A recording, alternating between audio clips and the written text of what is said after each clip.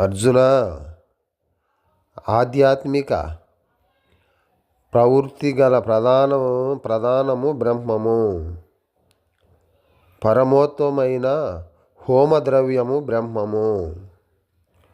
హోమము చేయువాడు బ్రహ్మము.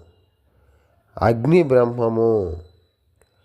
ఆధ్యాత్మిక కార్యములు గల యందలి సంపూర్ణ తత్వరవము బ్రహ్మము. కృష్ణ చైతన్యముతో కూడిన కార్యకలాపాలు ఎవరివైనను చివరకు ఆధ్యాత్మిక గమ్యమును చేర్పగలవని ఇందు వర్ణించబడినది.